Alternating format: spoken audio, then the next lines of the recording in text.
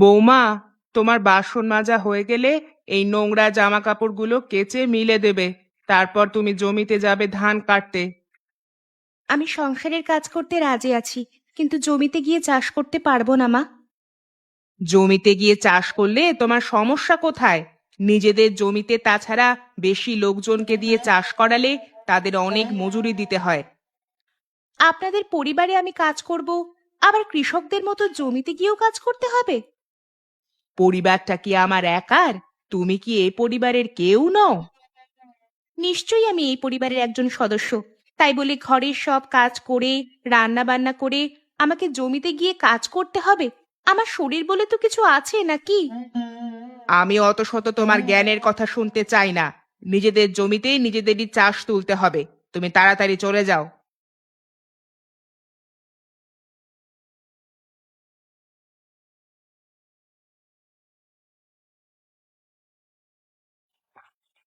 দেখ, তোর বউ জমিতে যাবে না বলছে, আর আমার মুখের ওপর তর্ক করছে।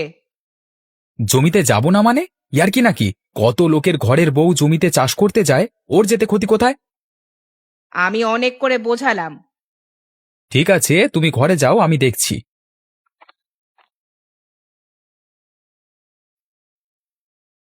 তুমি কি জমিতে যাবে না? মাকে বলেছো? আমি একজন ভদ্র বাড়ির বউ, সংসারের কাজ করতে আমি রাজি আছি, এটা আমার কর্তব্য। কিন্তু জমিতে গিয়ে চাষবাস করতে হবে, ধান কাটতে হবে, এটা আমি পারবো না। ঘরের কি কি কাজ করতে হবে সেটা বলো, আমি করে দেব। তোমাকে জমিতে যেতেই হবে। মা যখন নির্দেশ দিয়েছে মানে তোমাকে যেতেই হবে। আমি কিন্তু যেতে পারবো না, তোমাকে আমি পরিষ্কার জানিয়ে দিলাম। এই সব জ্ঞান আমাকে দিতে আসবি না, পরিষ্কার জানিয়ে দিলাম। আমি মাঠে যাচ্ছি, আধ ঘন্টার মধ্যে তোকে যেন জমিতে দেখতে পাই, ঠিক আছে?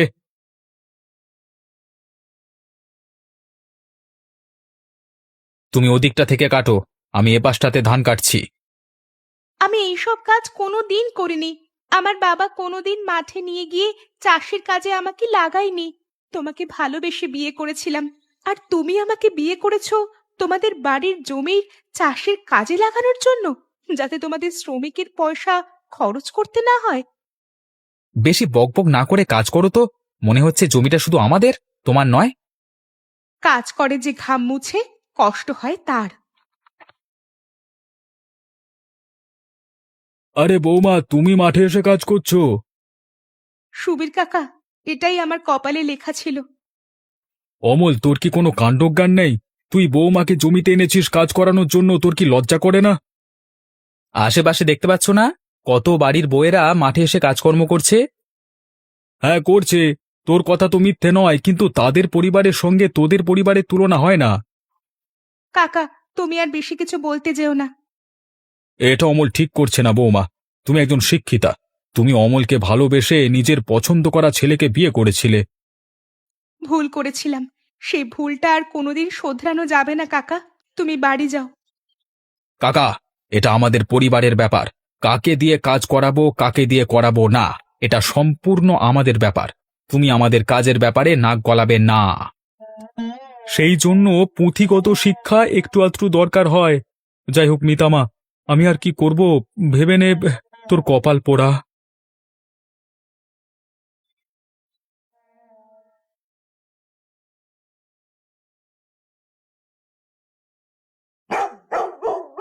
কাকা, রিক্সা একটু থামাও তো।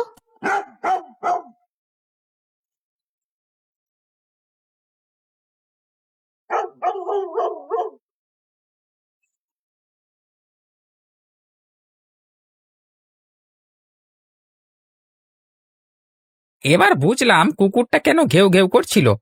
তোমাকে মা কুকুরটা খুব চেনে বোধ হয়, তাই না? হ্যাঁ, ওটা আমার কাছে এসে মাঝে মধ্যে ভাত মুড়ি খায়, তাই হয়তো খিদে লাগছিল, আমাকে দেখে খাবার চাইছিল। তুমি মা খুব ভালো মনের মানুষ। ভগবান তোমার মঙ্গল করুক। কাকা, আমাকে ওই মিষ্টির দোকানের সামনে নামিয়ে দাও।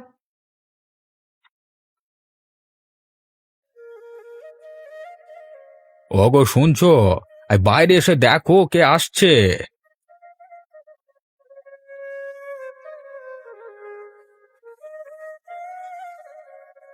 আরে, আমাদের মিতা আসছে কতদিন পর। কেমন আছিস রে মা? কতদিন পর আমাদের কথা তোর মনে হলো। চল, ঘরে চল। কেমন আছিস মা? তোমার মেয়ে খারাপ থাকবে ভাবলে কি করে? কিছু কি হয়েছে? তোর কথাগুলো যেন কেমন একটা লাগছে। জামাইকে সঙ্গে নিয়ে এলি না কেন?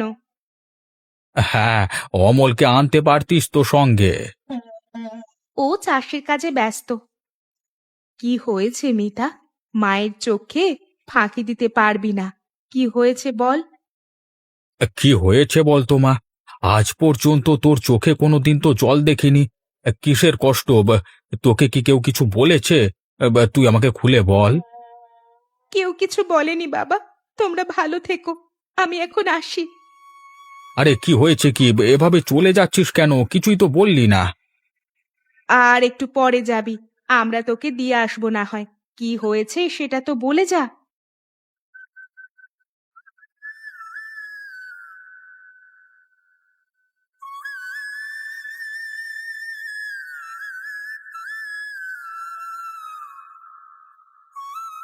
আরে মিতামা, এদিকে কোথায় যাবি?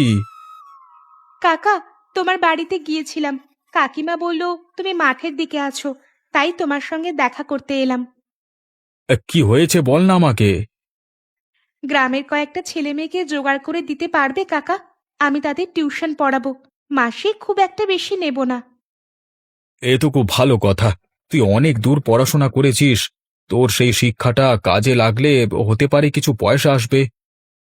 সেজন্য তোমাকে অনুরোধ করছি, যদি কয়েকটা ছাত্রছাত্রী জোগাড় করে দাও, আমি সকাল বিকেল করে পড়াবো। তুই নিশ্চিন্তে বাড়ি যা। আমাদের গ্রামে শিক্ষক শিক্ষিকার অনেক অভাব। তুই পড়ালে অনেক ছেলেমেয়ের উপকার হবে। আমি কয়েকজন ছাত্রছাত্রী নিয়ে তোর কাছে যাচ্ছি। এখন তাহলে আসি।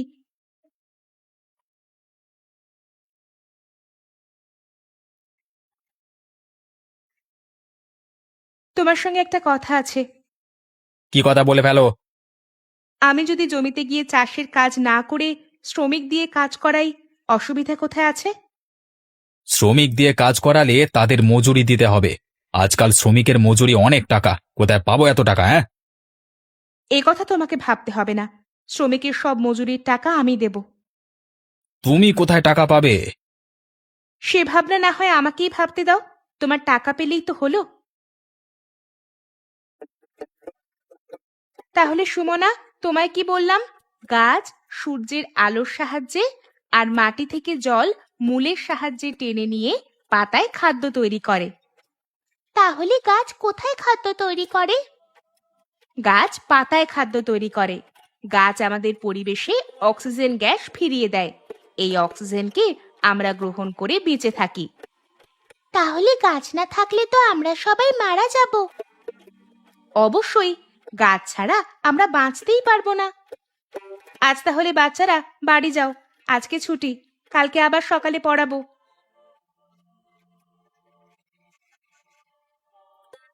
তোমার কাছে কিছু টাকা হবে? কাল আমাদের শহরে যেতে হবে চাষের সার কিনতে। আরে এত টাকা লাগবে না। টাকাগুলো তোমার কাছে রেখে দাও। পরশু থেকে ধান কাটা শুরু হবে। শ্রমিকদের কাজে লাগিয়েও তাদের মজুরি দিতে হবে।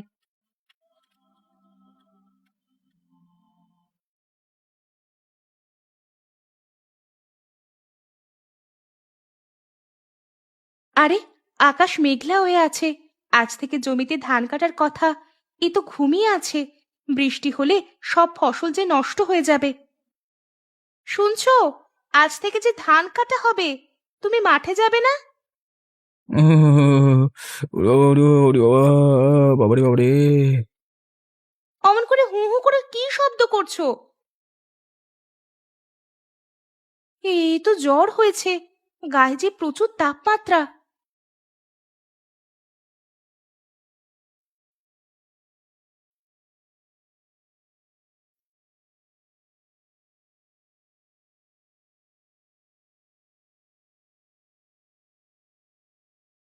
সুবীর কাকা, ও সুবীর কাকা, বাড়িতে আছো? আরে মিতামা, কি খবর তোর এত ভোর ভোর? সুবীর কাকা, আমাকে দুজন লোক তুমি ঠিক করে দিতে পারবে? এখন তো শ্রমিক পাওয়া যাবে না, সবাই চাষের কাজে লেগে পড়েছে। আগে বললে হতো। কেন, অমল কোথায়? অমলের খুব জ্বর, বিছানা থেকে উঠতেই পারবে না। ওদিকে আবার বৃষ্টি হলে ফসল সব নষ্ট হয়ে যাবে। ইস, আগে জানলে শ্রমিক দিয়ে দিতাম, কিন্তু এখন তো কোথাও পাওয়া যাবে না মা। আচ্ছা ঠিক আছে, দেখছি কি করা যায়। আমি আসি এখন। আরে অনেকদিন পর আমার বাড়িতে এলি, কিছু খেয়ে যা। না কাকা, পরে এসে একদিন খাবো, অনেক কাজ আছে, যাই।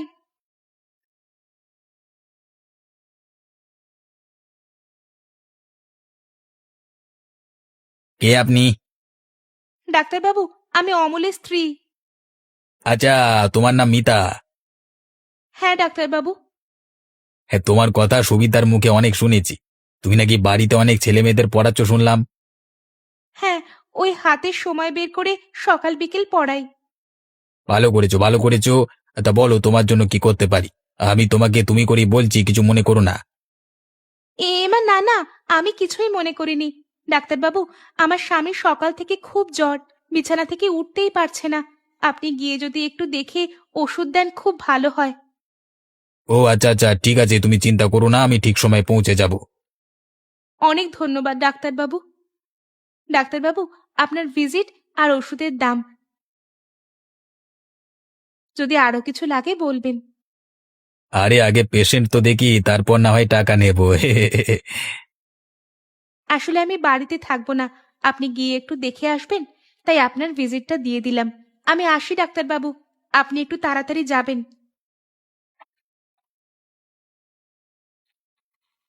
অমল, এই অমল, তোর বউ কোথায় রে? কোথাও দেখতে পাচ্ছি না যে। ঘরের কাজকর্ম কে করবে শুনি?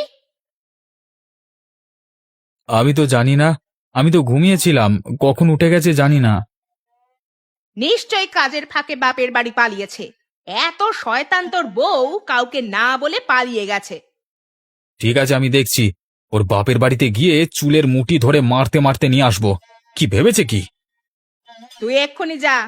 আজ থেকে কোথায় ধান কাটা হবে যে? নিজের অবস্থা তো ভালো নয়, যে কোনো মুহূর্তে বৃষ্টি আসবে, সব ফসল যে নষ্ট হয়ে যাবে। আসলে আমার শরীরটা ভালো নয় তো, গায়ে জ্বর জ্বরের মতো। কাল থেকে ধান কাটবো।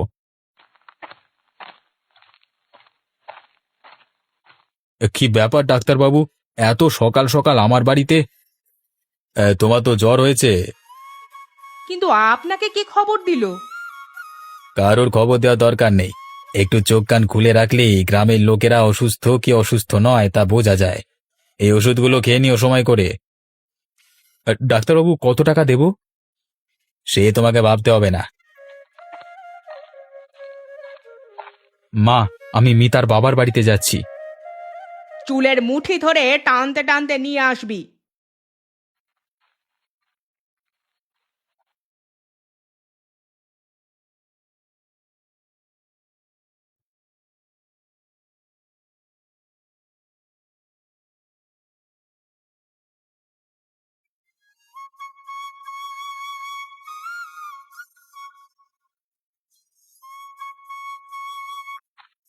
মা, তোমার কুমন্ত্র পেয়ে আমার বউকে জমিতে চাষের কাজে জোর করে পাঠিয়েছিলাম।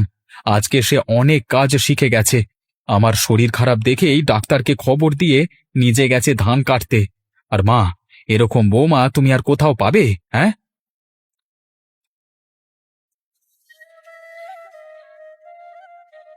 তোমার শরীর তো ভালো নয়, তুমি ওষুধ খেয়ে বিশ্রাম করো। আমি ভাবলাম তুমি বাপের বাড়িতে গেছো।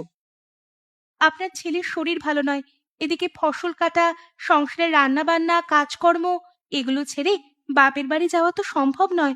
আমি এখন সব কাজ শিখে গেছি। আমাকে মাফ করে দিও। তুমি আজকে স্নান করো না, মাথাটা ধুয়ে নেবে। আজকে একটু মাছ দিয়ে অম্বল বানাবো, তোমার খেতে ভালো লাগবে জ্বরের মুখে। বৌমা, আমি আজকে থেকে তোমাকে রান্নায় সাহায্য করব। না মা, আমি একা হাতে সব করে নিতে পারবো, না হলে লোকে বলবে ঘরের বৌমা শাশুড়িকে দিয়ে রান্না করাচ্ছে। তাহলে তো পাড়ার লোক এটাও বলতে পারে যে আমরা বউ দিয়ে চাষের কাজ করাচ্ছি। তাতে হয়তো গ্রামের লোক খুশি হবে, কারণ সব বউরাই মাঠে গিয়ে চাষের কাজ করে। আমি তো আর গ্রামের বউয়ের বাইরে নই। সেদিন মায়ের কথা শুনে তোমাকে জোর করে জমিতে যেতে বলেছিলাম। এটা আমার উচিত হয়নি, আমার বোঝা উচিত ছিল। হ্যাঁ, তখন হয়তো গায়ে লেগেছিল, কষ্ট দিয়েছিলাম, কেঁদেছিলাম, কিন্তু আজ বুঝেছি সংসারে থাকতে গেলে সকলকে সব কাজ করতে হয়। তোমার কথা মতো তাহলে তো বলতে হয় আমাকে রান্নার কাজও করতে হবে। আমি সংসারে যতদিন বেঁচে আছি অন্তত তোমাকে রান্না করতে হবে না। যাই হোক, জমির ফসল নিয়ে ঘরে চলে এসেছি, আর কোনো চিন্তা নেই। অনেক বেলা হয়ে গেল, দুপুরের খাবার সময় পেরিয়ে গেছে, একটু রান্না করে নি। আজকে গ্রামের সকলকে নিয়ে, বিশেষ করে মহিলাদের নিয়ে একটা সভার আয়োজন হয়েছে। এই সভার মূল উদ্যোক্তা হলো আমাদের গ্রামের মিতা দিদিমণি। সভার মূল উদ্দেশ্য হলো আপনারা যারা সামনে তারা সবাই আর্থিক দিক থেকে অনেক পিছিয়ে আছেন, তাই আপনাদের প্রায় সবাইকে সারাদিন সংসারের কাজকর্ম করেও চাষবাস করতে হয়, সারাদিন রোদে জলে পুড়ে। সেই জন্য আপনাদের কথা মাথায় রেখে আজকে তোমাদের সামনে কিছু গুরুত্বপূর্ণ কথা বলবেন আমাদের গ্রামের মিতা দিদিমণি। সকলকে নমস্কার জানিয়ে আমি কিছু কথা আপনাদের বলতে চাই। আসলে আমি আপনাদের সকলকে কিছু হস্তশিল্পের কাজ শেখাতে চাই। এই কাজগুলো শিখে আপনারা সংসারের কাজকর্মের ফাঁকেও এই কাজগুলো করলে আপনাদের কিছু রোজগার হবে। দেখুন, কোনো কাজই ছোট নয়। বাড়িতে গিয়ে মহিলাদের কাজ করাটাও কোনো ছোট নয়, কোনো অপমানের নয়। কিন্তু চাষের কাজ করবে প্রত্যেক বাড়ির পুরুষেরা, আর আপনারাও সংসারের আর্থিক উপার্জনের জন্য কিছু কাজ করতে পারবেন।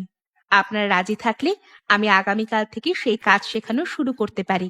যেমন উলের কাজ, টেবিল ক্লথের ডিজাইনের কাজ, সেলাইয়ের কাজ, ফিনাইল তৈরির কাজ, বই খাতা বাইন্ডিং এর কাজ। এগুলো শিখে মাসে অনেক টাকা রোজগার করা যায়।